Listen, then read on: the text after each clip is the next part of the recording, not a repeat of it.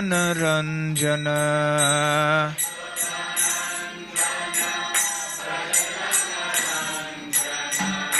Yashodanandana Brajajana Ranjana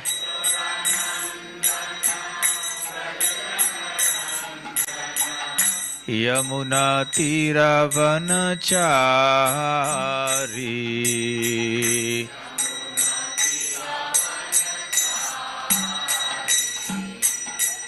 Yamuna Tiravanachari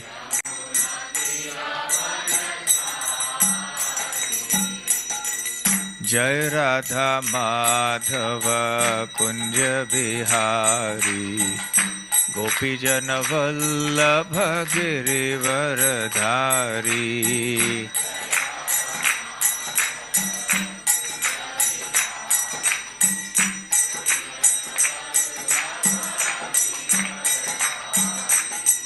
Hare Krishna Krishna Krishna Hare Hare Hare Rama Rama Rama Hare Hare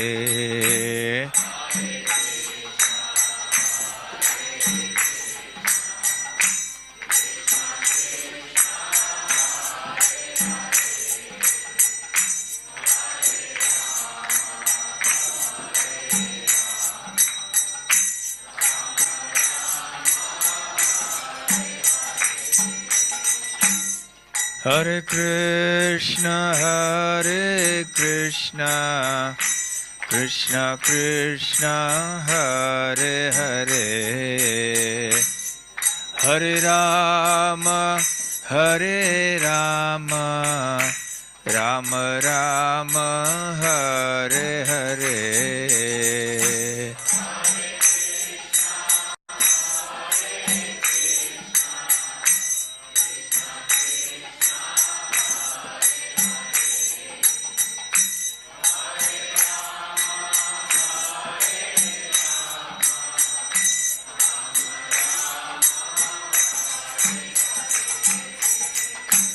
Hare Krishna Krishna Krishna Hare Hare Hare Rama Rama Rama Hare Hare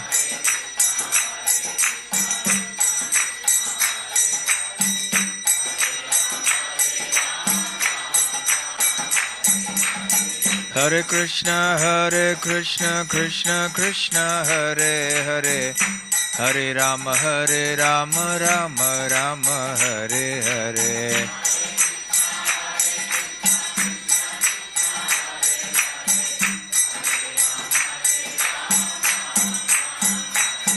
Jaya Radha Gopinath Radha Gopinath Radhe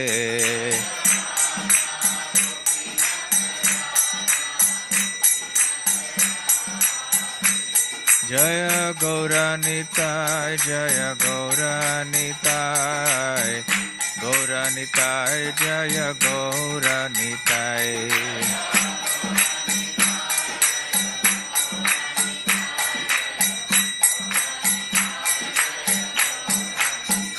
Jaya Jagannatha Jaya Jagannatha Baladeva Jaya Subhadra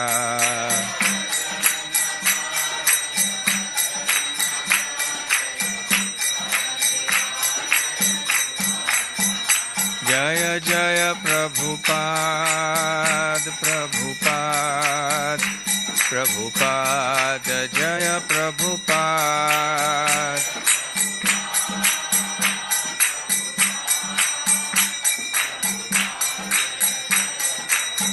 Nitai Gaura Hari Bol Hari Bol Hari Bol Nitai Gaura Hari Bol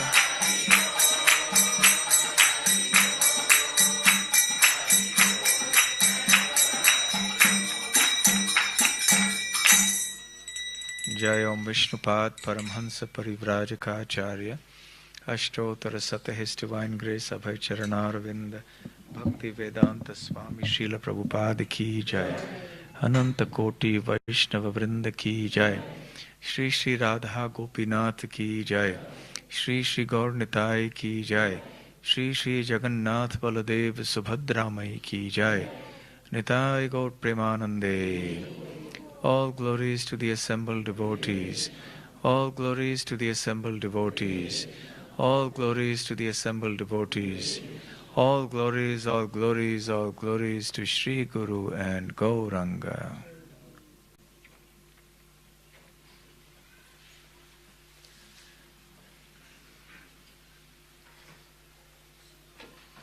Om Ajnana Tibirandhasya Jnananjana Shalakaya Chakshurun Militam Yena Tasmai Shri Gurave Namaha Shri Chaitanya Manobhishtam Sthapitam Yena Bhutale Swayam Rupa Kadamahyam Dadati Swapadantikam Vandeham Shri Guru Shri Yutta Padakamalam Shri Gurun Vaishnavamscha Shri Rupam Sagrajatam Sahagana Raghunathanvitam Tam Sajivam Sadvaitam Savadhutam Parijana Sahitam Krishna Chaitanya Devam Shri Radha Krishna Padang Sahagana Lalita Shri Vishakhanvitamscha Namo Om Vishnu Padaya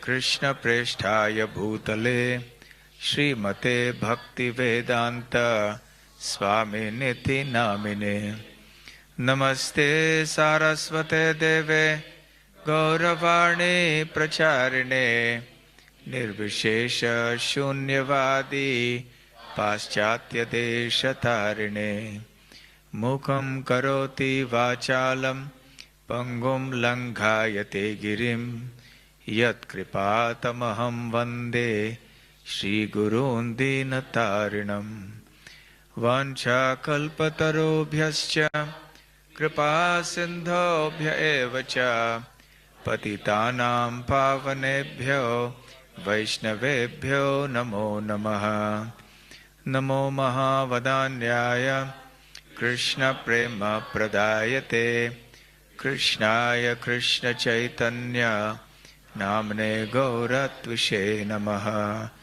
Panchatattvatmakam Krishnam Bhaktarupa Swarupakam Bhaktavataram Bhaktakhyam Namami Bhaktashaktikam Aradhyo Bhagavan Vrajeshatanayas Tadhama Vrindavanam Ramya Kachidupasana Vrajavadho Vargenaya Kalpita Srimad Bhagavatam Pramanamamalam Prema Pumartho Mahan Shri Chaitanya Mahaprabhor Matamidam Tatra Darahna Paraha He Krishna Karuna Sindho Dinabandho Jagatpate Gopesha Gopika Kanta Radha Kanta Namostute Tapta Kanchana Gaurangi Radhe Vrindavaneshwari Vrishabhanu Sute Devi Pranamami Hari Priye Jai Shri Krishna Chaitanya Prabhu Nityananda Shri Advaita Gadadhar Srivasadi Gaura Bhakta Vrinda Hare Krishna Krishna Krishna Hare Hare Hare Rama Rama Rama Hare Hare. Remain on the screen. It goes off. It goes off. You keep pressing.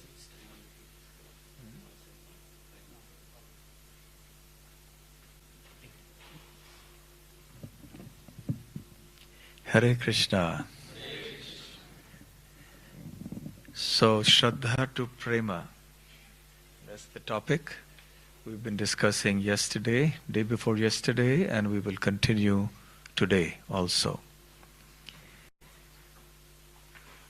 We'll briefly go through all the slides that we've discussed in the last 2 days just to refresh our memory.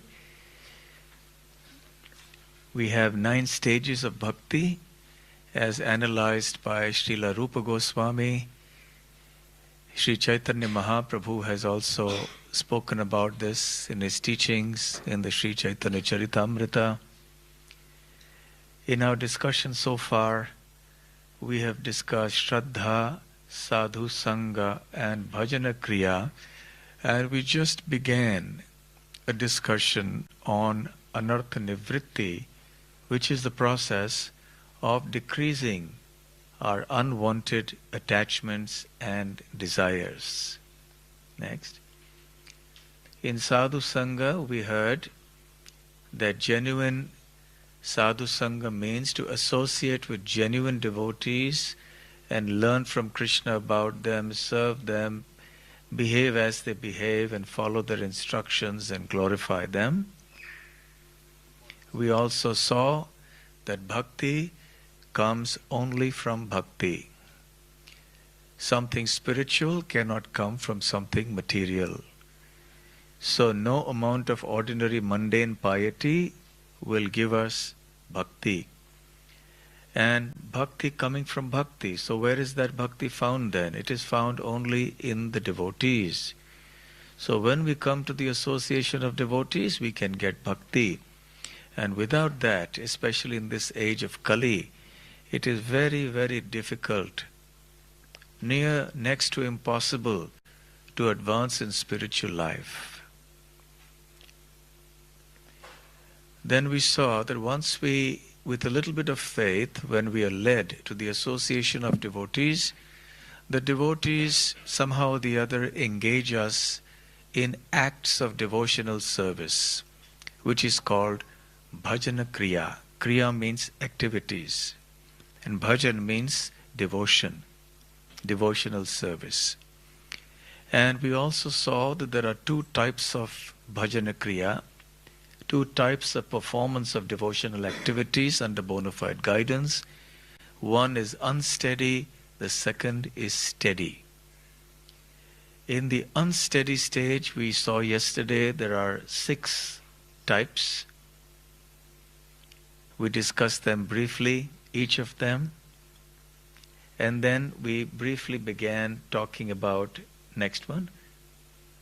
We also saw that the unsteady bhajana kriya is described in this particular verse 1.2.17 of the Srimad Bhagavatam, and the next verse describes steady bhajana kriya or devotional service. Now we have to make the transition from 2.17 to 2.18. And that's a very important thing. And in between the two, we have that big gulf.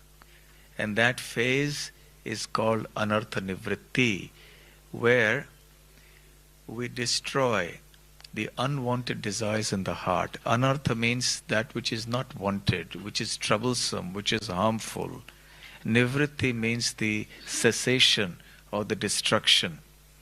So to move from the unsteady performance of devotional activities to the steady performance of devotional activities, we have to cross through the barriers of removing those unwanted and troublesome things in the heart. So that is called anartha and nivritti. So let's come to the stage of anartha nivritti. Okay, so we'll begin our discussion today here. All kinds of anarthas or unwanted desires. We're going to talk about the source, where they come from, where they originate from. Unwanted desires are of various kinds as far as devotional service is concerned. And to be sure, we have plenty of them. And let's categorize them as Srila Vishwanath Chakravarti Thakur has done in the Madhurya Kadambini.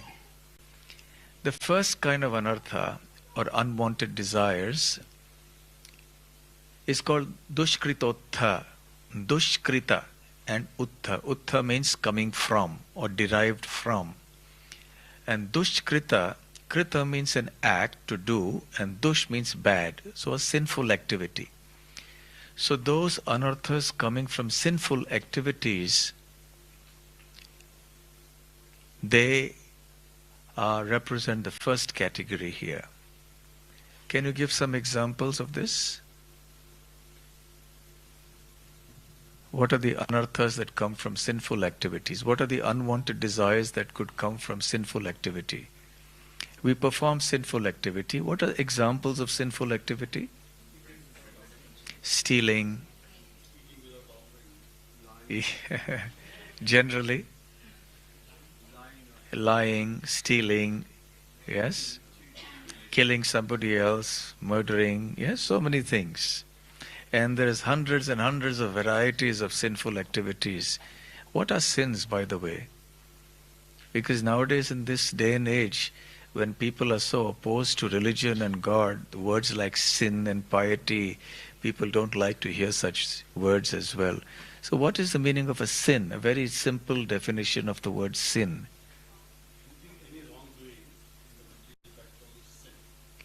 Wrongdoing as described by who? The scripture. So what is a crime? Say in Australia, there are law books that define the law and tell you that any violation of those laws is a crime. So similarly, there are law books given by the Supreme Lord for the whole universe and especially for the earth and for human beings. So any violation of those laws that pertain to ordinary moral behavior are called sins, that's all. So when the results of these sinful activities come up, they give rise to suffering. So suffering is an obstacle. Let's say you're trying to chant your japa and you have a terrible stomachache. And the stomachache or some other issue, the problem, some very painful situation in your life is going to be an obstruction. Your attention is drawn away from the holy name onto that physical ailment, or maybe to some relationship problem with somebody, or maybe you're entangled in some court case or something like that, or whatever it may be. So these things happen generally for human beings due to sinful activities committed in the past, whether in this life or in the previous lives. So the suffering causes an impediment. It distracts us from the performance of spiritual activities. And there's another interesting point here. You see, when we perform an activity or a karma, it has two reactions. One is the gross reaction that comes in the form of the suffering if it's a sin, or some enjoyment if it's a pious activity. But along with this gross reaction, there is also a subtle reaction that comes. And that subtle reaction is the tendency to perform that same activity again. If it's a sin, let's say there's a thief. Now he steals. Now when he steals, there's a gross reaction. He gets caught and is punished. But there's also a subtle reaction to that act of stealing, which is that his tendency or propensity to steal again is increased, is strengthened. So it forms an impression on his consciousness, and that's called a sanskar. Now this samskar or impression induces that person to commit that same activity again. And then again there will be a gross reaction in terms of some suffering. And that tendency will be further strengthened. And he will steal again. And this goes on. So the anarthas that come from sinful activity are not only the gross reactions, but also the tendency to steal and to do all these things also constitute an obstruction. They disturb us, they distract us from our spiritual practices and contemplation. Then we have Sukritottha. Uttha, as I said, means originating from. Sukrita as opposed to Dushkrita. Dushkrita means sin. Sukrita means a pious activity. Now this is still on the material platform. So you plant trees, you help the blind, you heal the sick, you feed the hungry, and you do things like this which are of a pious nature. They are noble activities, but on the material platform. These are philanthropic or charitable activities that are noble but are not spiritual. We must distinguish between ordinary philanthropic activities and spiritual activities. So these ordinary philanthropic activities, these noble activities, will actually give rise to some kind of luxury and some kind of material pleasures and opportunities for sense enjoyment. So if someone has extremely good health, a body that is very healthy, or someone has wealth which has been easily obtained, or someone becomes famous, very famous, or someone is extremely good looking or extremely intelligent or extremely talented in some, let's say, music or something like that, then we can understand that there is some pious activity or activities that have been performed in the past, either in this life or in some previous lives. And therefore that person now has the opportunity to enjoy the fruits of that situation. So if someone is very famous, then there are lots of people who want the autograph, and they want to come after you, and photograph is in all the newspapers and the television. So you get opportunities. Now, unfortunately, what happens as a result of performing these mundane pious activities is that you get opportunities for sense enjoyment, which in and of themselves are distractions. They're temptations. And then on top of that, we may succumb. Even if you don't succumb, they're bad enough. But if you do succumb, then again you get entangled in the reactions of that. And then those activities will further strengthen and create the impressions of sanskars and create the tendency again. So one becomes absorbed, or there is a risk or a tendency to become absorbed in sense enjoyment. In the Srimad Bhagavatam, Kuti Maharani, the great devotee of Krishna, the mother of the Pandavas, prays to Krishna, Janmaishwarya Shruti Shribhir Edamana Madha Puman Naivarhatya Vidhatum Vai Tvam Akinchana Gochara. She says, my dear Krishna, there are 4 types of people who can't approach you feelingly. Who are they? Those who are born, who have a very high aristocratic parentage or birth. In a very distinguished family, in a royal family or something like that. Aishwarya. Next, someone who is born very wealthy or who has a lot of wealth. Third, Shruta, someone who is very learned, very intelligent, very sharp and so on. And fourth, Shribhir, someone who is very beautiful. So anyone who has these 4 things cannot feelingly call out your names and take shelter of you. Because Edhamana Madha Puman. Because these things make a person mad. The word Madha means mad, but it indicates pride. Because pride is a form of madness. In pride, you don't realize who you are, what you are. And we start having delusions of grandeur about our own position. And that especially happens when you have a lot of money, you're very famous, and then it's very easy for the person to start living in his or her own world. So because there is pride, one cannot take shelter of Krishna. So she says, akinchana gochara. Only one who has given up all materialistic tendencies and who has nothing, akinchana, that person can approach you feelingly.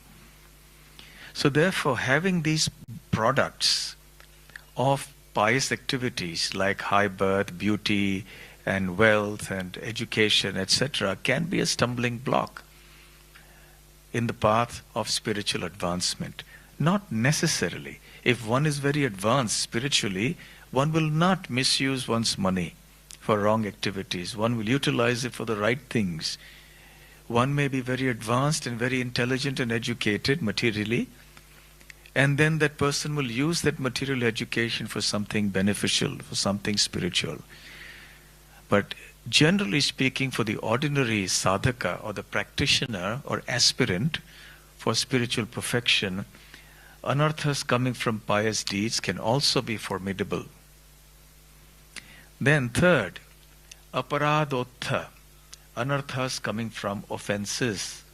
Ottha means, as we said, derived from, coming from. Aparad means offenses. What kind of offenses? Offenses are different from sins. Sins are violations or transgressions of ordinary mundane morality. But offenses are offenses against Krishna or against things or people connected to Krishna. Yes, so there is a difference here. And they have different results, different consequences. Now, what kind of offenses? How many kinds of offenses can you think of? What are the different categories of aparads or offenses that we have? The 10 offenses against the holy names. And the most important one amongst them is offenses against the Vaishnavas. But because this Vaishnava aparad is such a prominent thing, it's so important, so we can even categorize it separately, even though it's part of the 10 offenses. So there is Vaishnava aparad, there is Nama aparad. Nama means the holy names. Offenses against the holy names, offenses against the Vaishnavas or the devotees. There is also something called Seva aparad. Seva aparad means offenses in the service to the deity. So, in the Nectar of Devotion, Srila Rupa Goswami has mentioned many seva aparads. Can you mention some of them?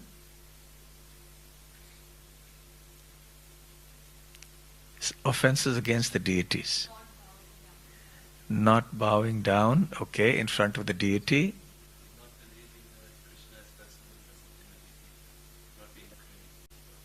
Okay, but specifically that's an internal thing. But in terms of the external behavior, when one comes, talking loudly in front of the deity, let's say here we're in the temple hall, talking loudly in front of the deities, talking materialistic things in front of the deities, getting angry with someone in front of the deities, or scolding or reprimanding someone in front of the deities. So many things. Coming in an unclean form without having bathed in front of the deities. What to speak of going for worship and doing all of this. But even just coming into the temple and doing all of this, it's the coming with your shoes into the temple when the deity is there. Sleeping in front of the deities, lying down in front of the deities, sitting inappropriately in front of the deities with one's legs spread out, and so on and so forth. So these are all different types of seva aparads, which one should be careful of, because they generate some reaction. As a result of this reaction, these things become an obstacle in our devotional progress. However, seva aparads are relatively easy to extinguish and destroy, merely by certain prayers that are chanted by those who worship the deities, by the process of chanting of the holy names, and by just generally rendering devotional service, one can overcome the seva aparads. So it is not such a formidable thing, but nevertheless one has to be cautious about it. It is important. We should be aware. So these are the anarthas or unwanted desires that arise due to us having committed offenses.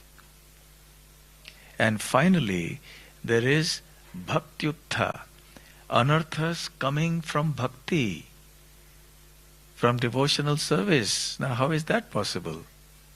What kind of unwanted things can come by performing bhakti or devotional service to the Lord? Any ideas? Pride, okay. Why should pride come? Desire for adoration and distinction. Correct. We discussed this briefly yesterday. What happens when we start rendering devotional service is that we start getting appreciated by some others.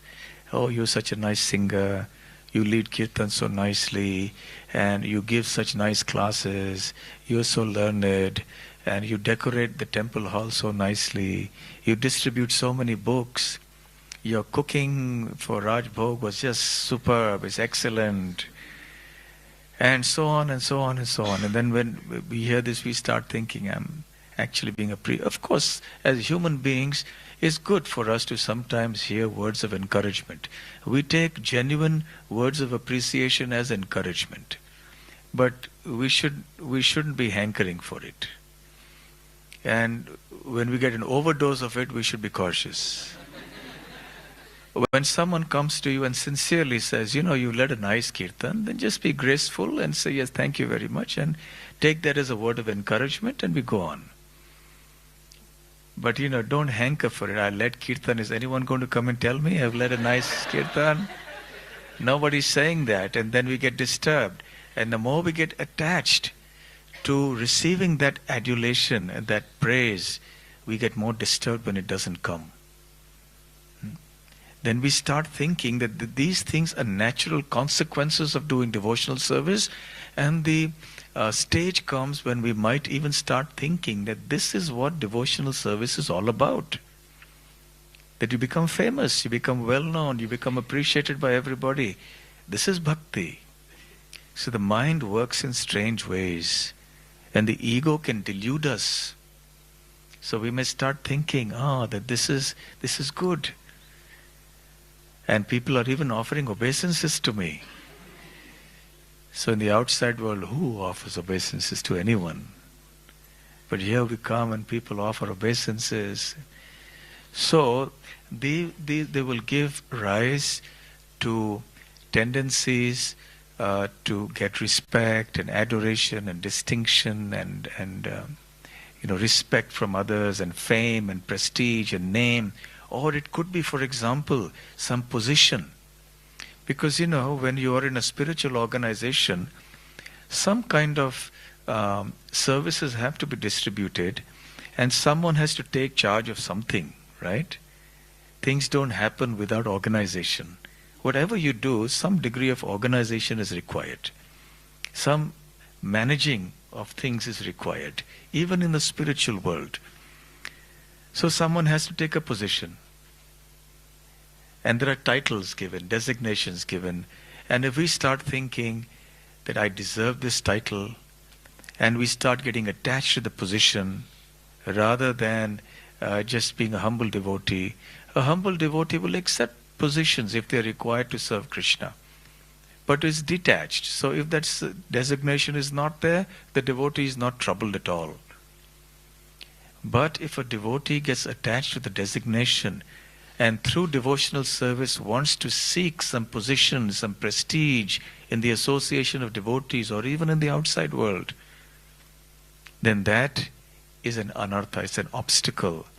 So that will create some unwanted desires in the heart and will impede the growth of our devotional kripa.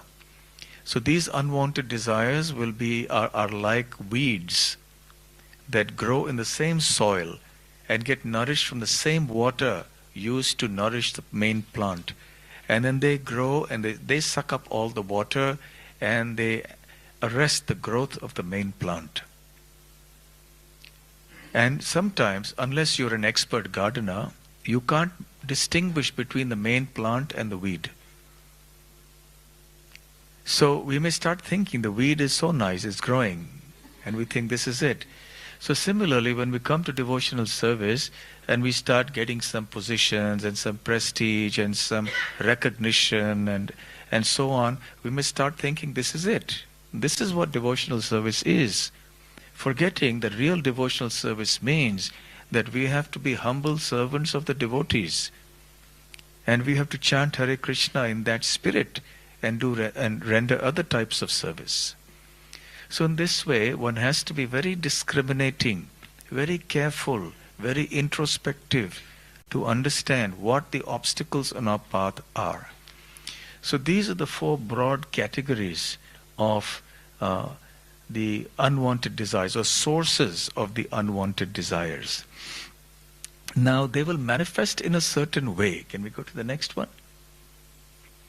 So in anartha nivritti, therefore, this was supposed to be before. Okay, anyway. Yeah, come back. Yeah, this was supposed to be before the other one. Anyway, so anartha nivritti means, I've already mentioned earlier, the cessation of unwanted desires. And these anarthas or unwanted desires force us to slip down the ladder of bhakti. We are trying to climb and reach higher and higher levels of spiritual advancement. But when these anarthas or unwanted things in the heart rise, then they obstruct our progress up the ladder of bhakti, so to speak.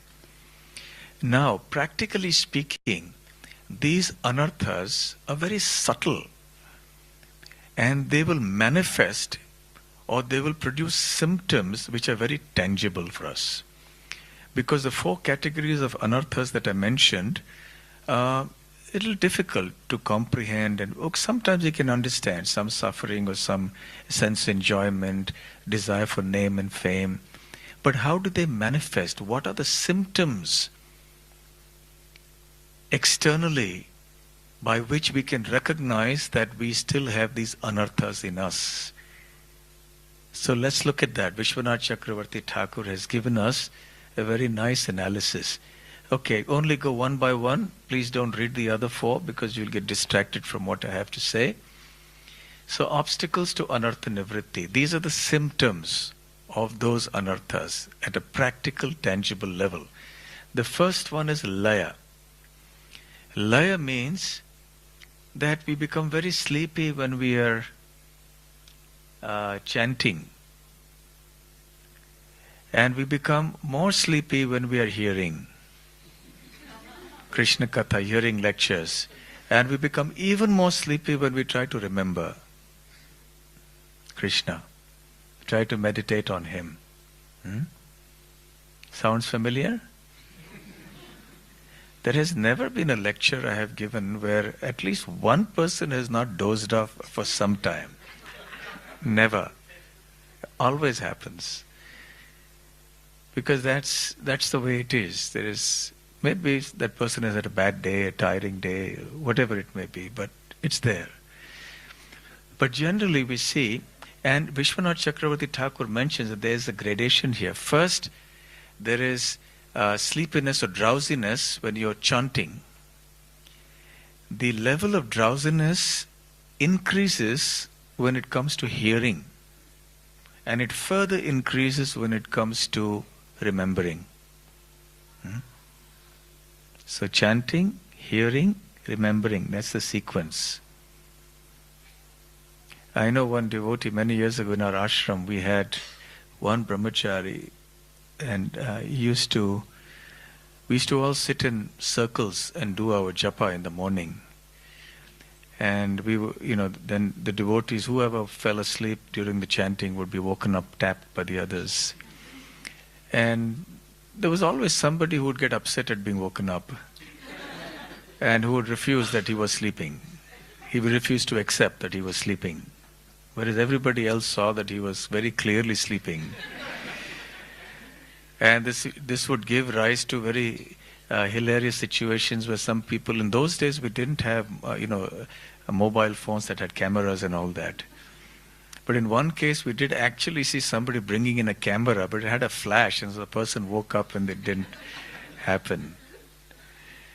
And there was one devotee I remember, and it became a talking point that there was people used to challenge, have not bets because we don't gamble, but people would say, because he wouldn't be able to chant for more than 6 to 7 seconds without dropping off. So there was, today how much is it going to be? 10 seconds, 12 seconds, no, 8 seconds, and then we had to put a stop to all this because, we're supposed to be doing our own chanting. We're not supposed to look at other people, whether they're dozing off or whatever it is. We can help them, but if we get absorbed in what other people are doing, then that's not going to help us. So anyway, this in some cases there is so overwhelming. So laya is being sleepy during chanting, during hearing. Of course, as I joke sometimes, that even if you fall asleep in class, please come. Don't sit right in the front, in front of the speaker. Sit at the back. But if you have to sleep and there's no option, sleep, but come for the class. Because at least the soul is hearing. At least the subtle body is hearing. There is some benefit. And you see also that when the person is sleeping in class, it looks so blissful.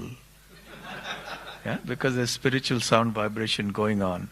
And you look at people in the trains and the buses when they sleep on the way to work. They're very grumpy and grouchy when they're sleeping. So in any case, but that doesn't mean I'm encouraging people to sleep. But still we should know that this is an obstacle. The second is called vikshepa, which means following mundane topics during devotional activities. We used to have hilarious dramas on different types of chanting. And one of the types of chanting was the Haribol Japa. You know what the Haribol Japa is? Hare Krishna, Haribol Prabhu. You know about this thing that happened that day? Hare Krishna, Haribol, Haribol. Do you remember this, that? We talk something. So we're chanting, but we interrupted by, so many other things. We're not focused on chanting. But at least that may be some devotional service. But here we're talking mundane things, right? We're chanting our japa, for example. And then we're sitting next to each other and said, do you know what happened in the elections? And then, or what happened in that football game? So that is vikshepa.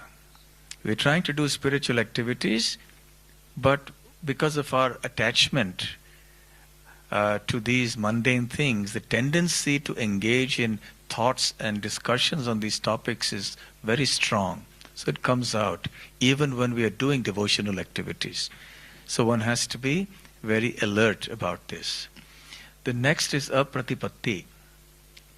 When laya and vikshep both are absent, but still for some reason the person feels incapable of hearing and chanting, or feels completely disinterested in hearing and chanting. Phases, goes up and goes down. Sometimes feels enthusiastic and sometimes loses interest. Again, sounds familiar? We just sometimes lose interest, that enthusiasm goes and we think, okay, let me take a break from devotional service. The next one is kashaya, which means a tendency to display faults like anger, greed, arrogance during devotional activities. We are cooking for the festival and we are cooking, and then somebody does something, we get angry at that person. Or we are doing some service, trying to get something organized, and I display some ego and say, I am the boss, you got to listen to what I am saying. Yes?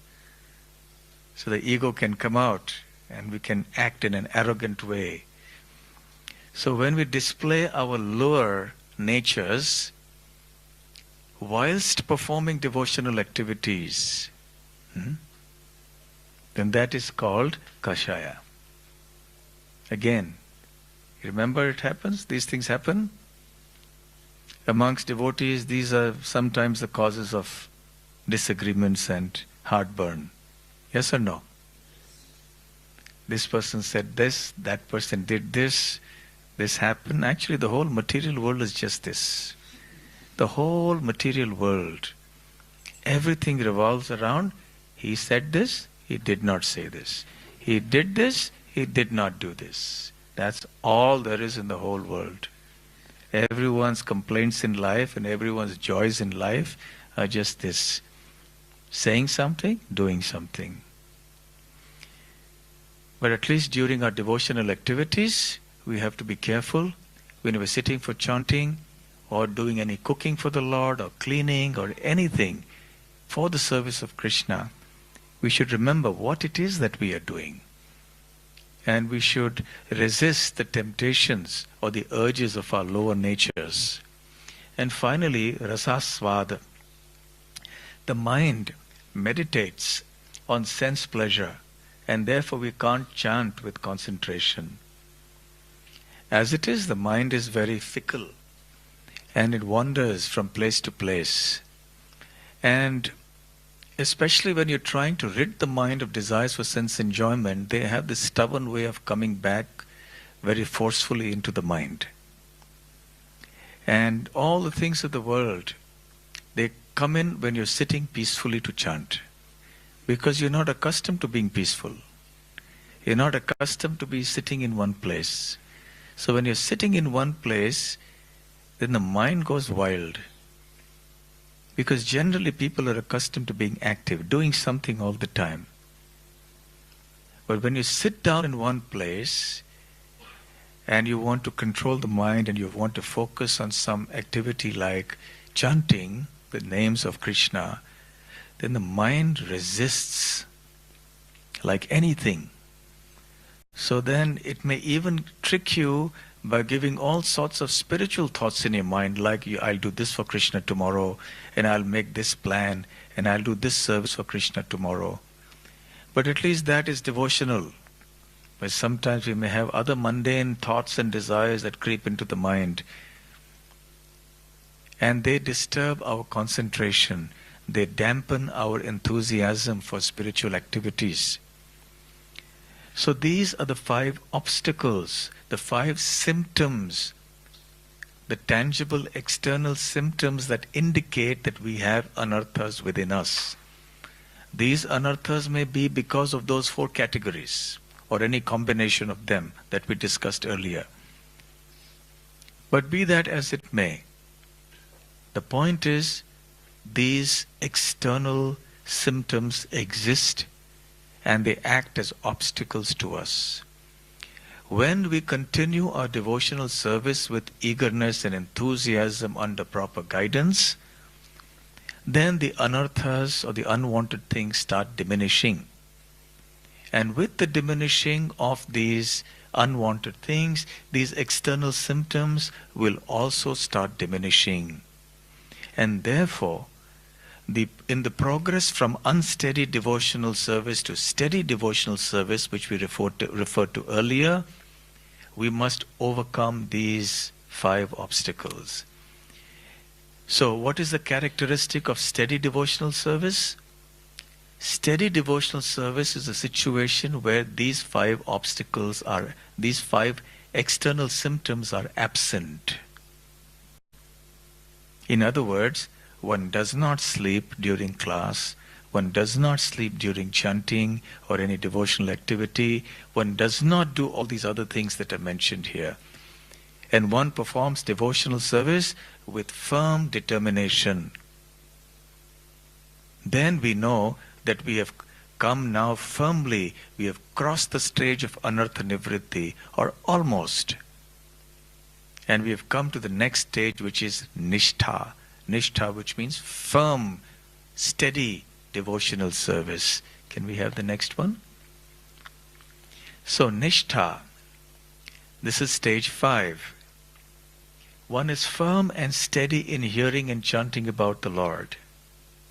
One attains the stage of nishtha when one is devoid of the 5 symptoms of anarthas, laya, vikshepa, etc. The anarthas are destroyed in this stage, not fully, but almost fully. We saw that verse, Nashta Prayeshva Bhadreshu, and we chant that every morning before the Bhagavatam class. So that says Nashta Prayeshu Abhadreshu. Does it just say Nashta Purneshu Abhadreshu? It says Nashta Praya. Praya means almost, not completely. So in the stage of Nishtha, the anarthas have been substantially eradicated, but not completely. One time Prabhupada was asked how much, and if I remember right, he gave a figure like 75%. I think he said 75%. So substantial eradication, but not complete.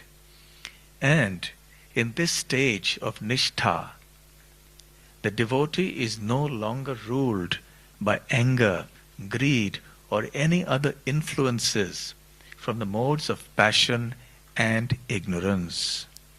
And this is confirmed in the famous verse in Srimad Bhagavatam 1.2.19. The other two verses you will remember, one for unsteady devotional service and the other for steady devotional service, they were the two verses previous to this one.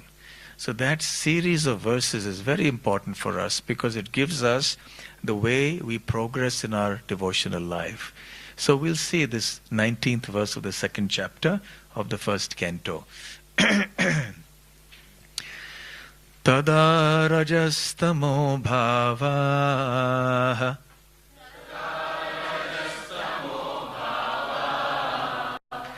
kamalobhadayaschaye cheta etairanaviddham sthitam sattve prasidati. Srila Prabhupada's translation.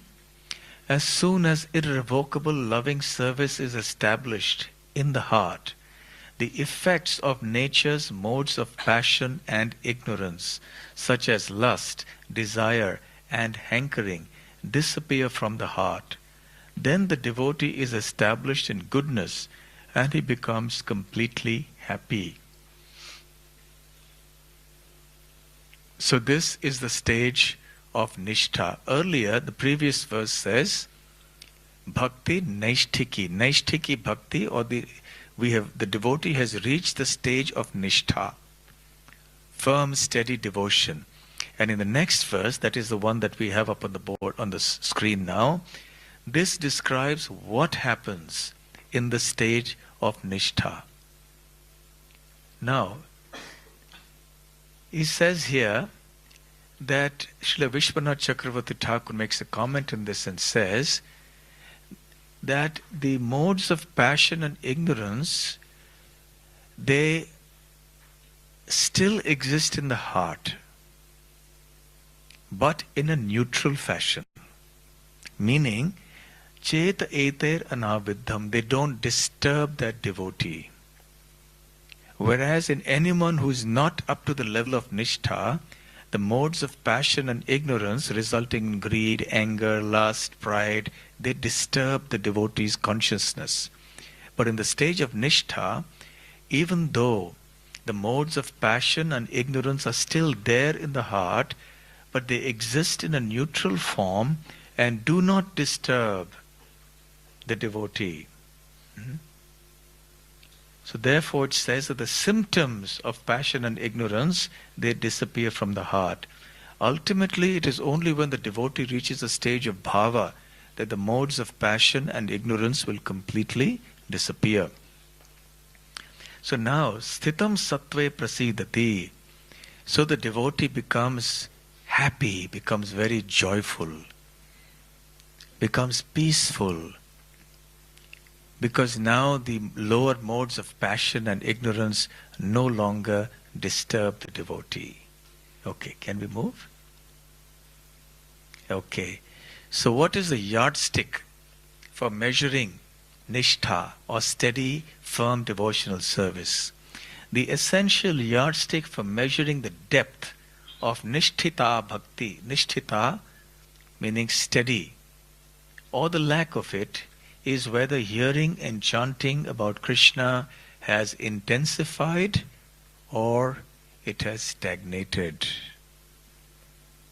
If the hearing and chanting about Krishna has intensified, we can understand that we are moving towards that and we are established in that. If, however, it has stagnated, then we are not on that platform yet. So this is the important yardstick. The next one. Now, as one moves in Nishtha, continuous devotional service, in a steady, firm, determined way, one comes to stage 6. Ruchi. Ruchi means taste. In this stage, one relishes the sweetness of Krishna's name, beauty, qualities, pastimes, etc.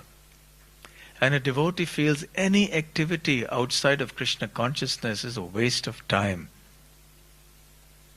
And what is this example of a jaundiced patient tasting sugarcane juice? We are all familiar with this from the nectar of instruction.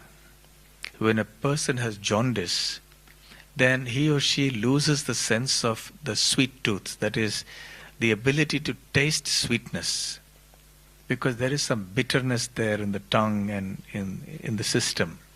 So even something sweet tastes bitter to a patient of jaundice. But the remedy for jaundice is sugarcane juice. So the patient keeps drinking sugarcane juice in a regulated way every day. And even though the patient tastes the sugarcane juice as being not sweet, as somewhat bitter, but continues to drink that juice every day, gradually, bit by bit, the bitterness of the taste reduces. And finally, to the degree that the jaundice has been eradicated from the system, the person starts tasting the sweetness of the sugarcane juice again. And when the patient is now completely normal, then sugarcane juice is back to its normal taste of being sweet. Sugarcane juice has not changed. Sugarcane juice did not become bitter. Sugarcane juice was always sweet. But because the patient had jaundice, so the patient perceived the sugarcane juice, which is actually sweet, to be bitter. So similarly, when we are spiritually jaundiced, we cannot taste the sweetness of Krishna's name, of Krishna's form, of his pastimes, and so on. But as we keep on taking Krishna's name, hearing about his pastimes, seeing his form, and so on, gradually we start getting the sweet taste of it. That's called ruchi. And then it increases. Srila Rupa Goswami mentions in the Nectar of Devotion, the Bhakti Rasamrit Sindhu, that gradations of devotees are made purely according to the level of ruchi or taste that the devotee has. And this taste, as we discussed on day 1, we could call it a little bit of that faith or that natural inclination to Krishna consciousness is carried forward from previous lives. So when someone has a natural taste for devotional service, it's much easier for that person to make advancement in spiritual life than for someone who doesn't have a natural taste. Then the person has to keep doing it under rules and regulations, and gradually that person may come up to the level where he or she will now have natural taste. So, taste is a very important word for us. Just remember the example of the sugarcane juice. So, the more we taste the sweetness of Krishna consciousness, the more we can understand that we are advancing. So this is also an important point. And finally, when the taste comes to such a degree that now we really relish the sweetness of Krishna's form and his other attributes, then we are said to have reached the stage of ruchi. This is stage number 6. Next slide. And then as ruchi ripens and becomes extremely intense, the devotee's thoughts keep roaming around Krishna. Krishna thus becomes the only object of meditation. This is a stage of asakti or meditation. Now, the devotee is extremely repulsed or even disgusted by any thought of materialistic activities. The devotee is so intensely attached to Krishna by now that this devotee will not have anything other than Krishna. The taste has now become extremely strong, condensed. It has matured, and therefore we call it the next stage, that is asakti. So this is the kind of attachment to Krishna that we all seek. And the more we try to get attached to Krishna, the more automatically we will get detached from the material world. The next one. Then stage 8, bhava. It's the stage of ecstatic love. When one continues in the stage of asakti, being intensely attached to Krishna, one serves Krishna continuously, then arises bhava, spontaneous spiritual emotion. It's not ordinary mundane emotion that can be imitated by somebody. Many times, at least in India, we see people who sentimentally just try to imitate the spiritual emotions of very advanced devotees. There are many stories about this, but time does not permit us to go into all of this. But suffice it to say that these are genuine spiritual emotions. So bhava is the stage, the preliminary stage, the budding stage of prema, which is the ultimate stage, the final stage. And in bhava, the devotee may exhibit ecstatic symptoms of love, like hair standing on end, tears flowing from the eyes, and shivering and trembling, and many such things. It doesn't mean that anyone who's trembling or shivering or, hair stand becomes a devotee in bhava. So we just have to see the distinction. So these symptoms are a result of very, very high devotion to Krishna.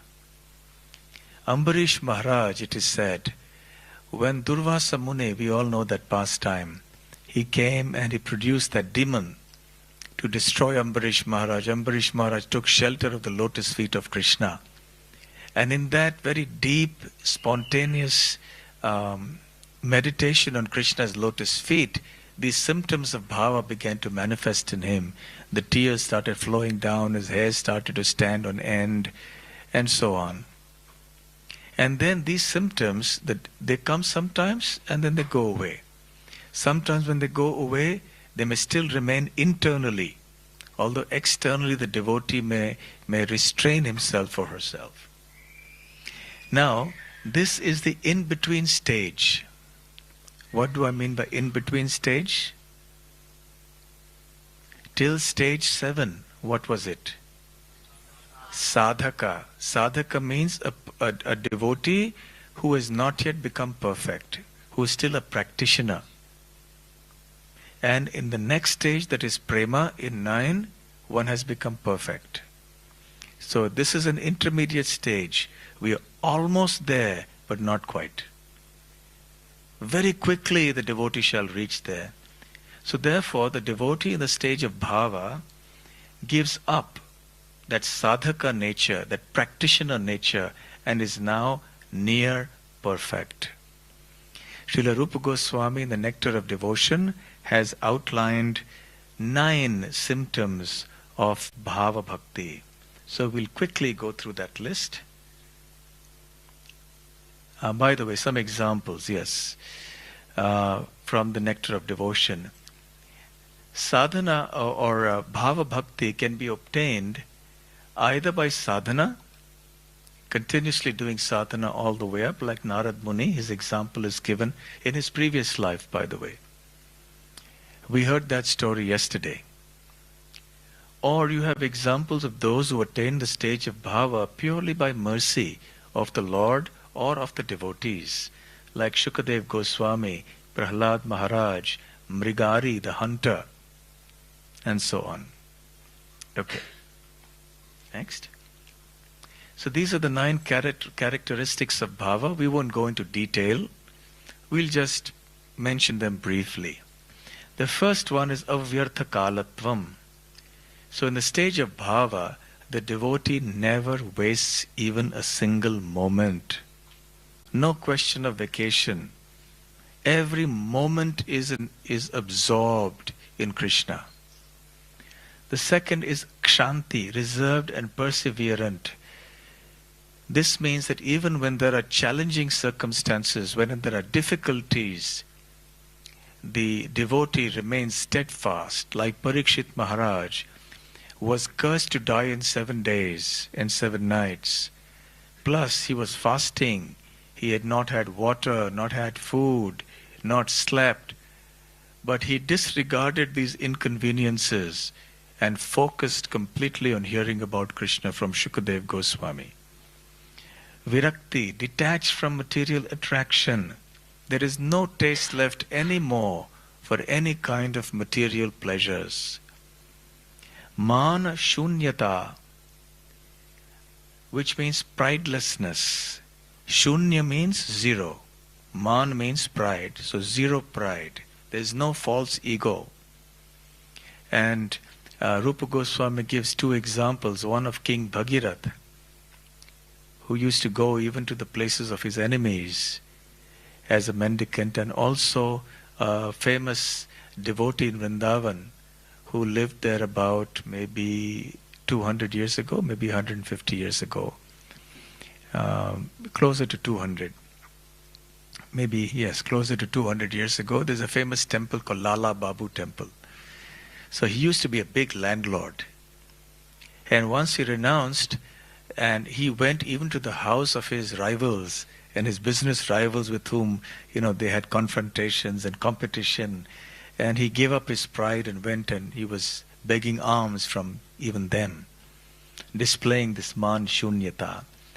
Next is asha bandhaha, which means the devotee is extremely confident that despite his or her disqualifications for attaining perfection in Krishna consciousness, that simply by continuing to sincerely serve, Krishna will bestow his mercy and grant perfection. So there is great hope and certainty that Krishna will give his mercy to me. The next is samutkantha. Utkantha means eagerness. Samutkantha means intense eagerness or greed for attaining service to Krishna. Namagane sada ruchihi. There is ruchi or taste and attachment towards constantly chanting the glories of the Lord, especially the Lord's names, His pastimes, and so on. Next is asaktis tad gunakhyane. Eagerness to describe the Lord's qualities. 9. Pritis tad vasati sthale. Attraction for living in the place of Krishna's pastimes, like Vrindavan and Mayapur and so on. So these are the symptoms of bhava. Srila Prabhupada has described all these things very nicely in chapters 17 and 18 of the Nectar of Devotion. So you can get more information there. Next one, finally, we come to the stage of prema, the pure love of Godhead. It is the ultimate perfection of life. It is a culmination of one's desire to love Krishna in one's particular relationship, whether in a neutral relationship, or whether as a servant, or whether as a friend, or whether as a parent, or as a lover of Krishna. And that is revealed by the time one reaches bhava. What is one's relationship with Krishna? And then one reaches the culmination of that. So prema is nothing but an extremely condensed and mature state of bhava. Bhava is like a bud. And when that bud blossoms and becomes a flower, it is like prema. So prema completely softens the heart, and it is marked by a highly possessive sense of ownership of Krishna, which is called mamatva. Mama means mine. Mamatva means the sense of mine. This is Krishna is mine. Now this is in contrast to the mentality of an ordinary devotee who thinks in terms of tadiya, I am Krishna's. So the ordinary devotee thinks, I am Krishna's. I am Krishna's servant, I am Krishna's devotee, I am Krishna's property. The devotee in the stage of prema thinks, not that I am Krishna's, but Krishna is mine. This is called mamatva. Yes? Where the devotee now has strong possessive nature about Krishna. So these are the 9 stages of bhakti. Coming back to, actually there's many more things, but they're very technical, so I will not describe them. But just a brief comment before we end. We heard about the different types of anarthas. Yes? And these anarthas, or these stages rather, we heard about the 9 stages of devotional service. We also heard about the different types of anarthas, the 4 categories of anarthas. From sinful activity, those coming from pious activities, those coming from aparadhs or offenses, and those coming from bhakti. Now these 4 categories of offenses are not eradicated all at once, at one stage. They are progressively eradicated, step by step. Certain types of anarthas are discarded earlier on, some are eradicated later, some even later, some finally only at prema and beyond. So the offenses that arise from sinful activity, from piety and from bhakti, these 3 categories, they are eradicated even before one comes to the culmination of sadhana bhakti, even before bhava. So at the end of the 7th or 6th stage, these are eradicated. But the offenses, the anarthas coming from offenses, they are sticky. They stay on, even in bhava. Even in that stage of ecstatic symptoms, where one is eligible to see Krishna face to face, that is the level of advancement. But still, the anarthas that come from aparadhs have not yet gone completely. Vishwanath Chakravarti Thakur says there are 5 degrees of eradication of these anarthas. There is partial eradication, substantial eradication, there is almost complete eradication, and absolutely thorough eradication. So, the absolute thorough eradication happens for these other 3 categories even before bhava bhakti. Some in ruchi, some in asakti. But this aparadh business, tough one, that remains till not just bhava, till prema.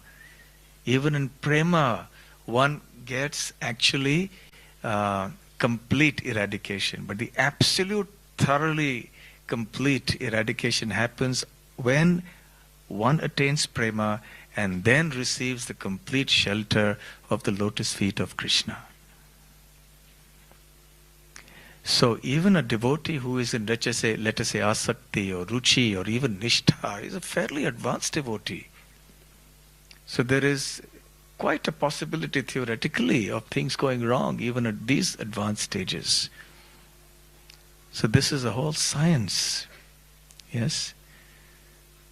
So our acharyas have given us such clarity on all these matters. By their penetrating intelligence, they have analyzed all these things very wonderfully. So here is our journey from Shradha to Prema. Our destination, our goal is there in Prema. And we are all at different stages in this journey, wherever we may be. But we have to keep our sights on that goal and do what it takes to reach there. Okay, thank you very much. Srila Prabhupada ki jai. I think we'll have time just for one question or 2 questions. And somehow I wanted to finish early, it didn't happen. Yes.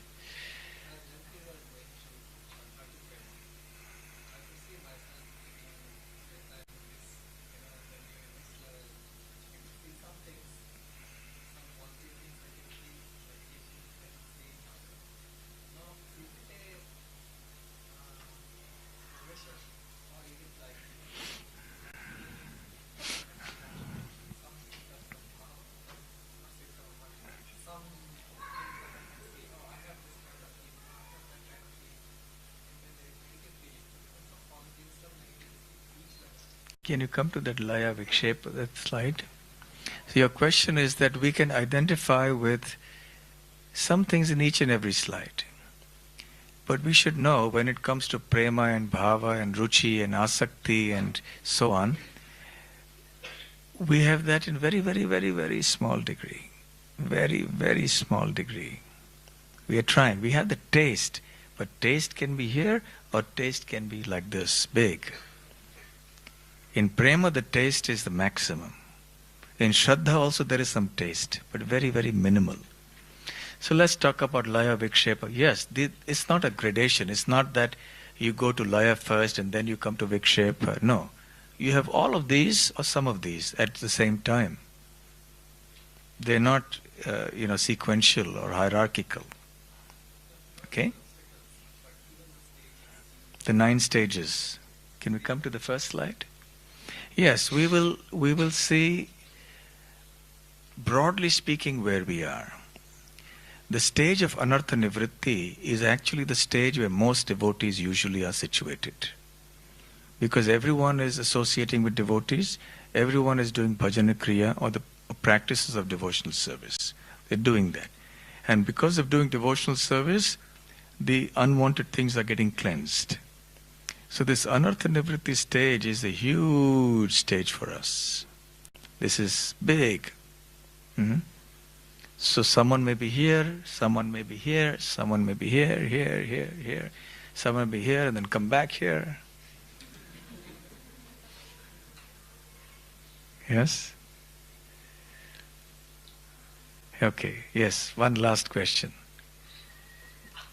Regarding our relationship with Krishna, how and when is it revealed? Because sometimes we may feel that we relate to Krishna in a certain way.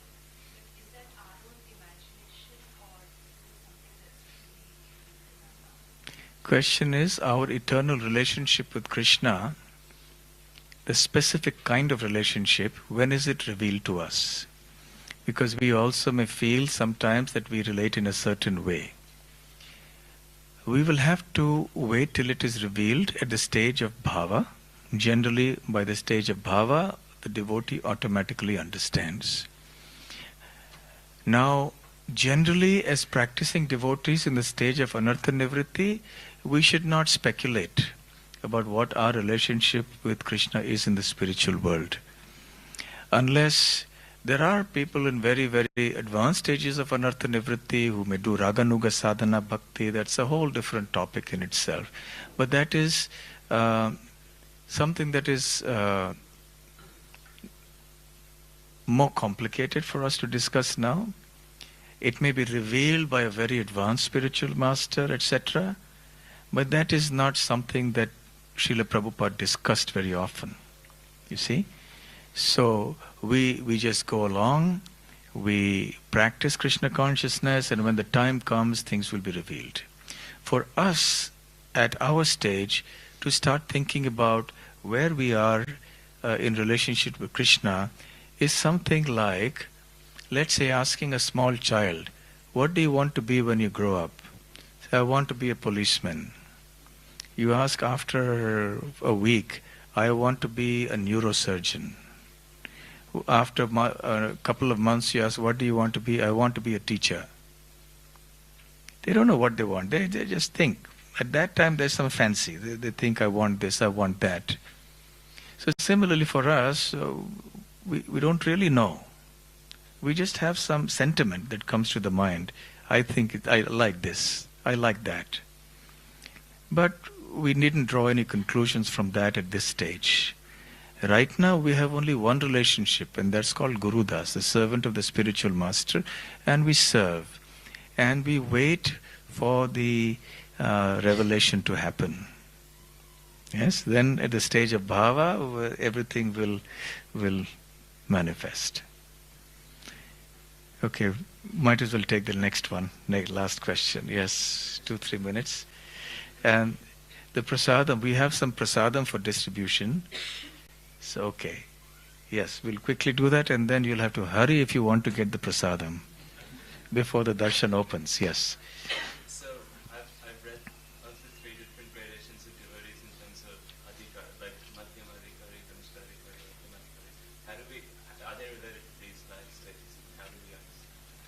Okay, the Kanishta Adhikari, Madhyam Adhikari, and the Uttam Adhikari, that classification, can it be also correlated with this? Yes, it can. But there are some gray areas. And for example, a Madhyama could be anywhere from Bhajana Kriya all the way up to anywhere. It depends. There are two different ways of looking at it according to two different definitions. But we won't get into that now. It will get a little technical. But suffice it to say, yes, there is some kind of a correlation, but there is some gray area over there. Okay, we'll stop here. So we'll have prasadam. So please take some prasadam before you leave and before the kirtan now. Thank you very much. Srila Prabhupada ki jai.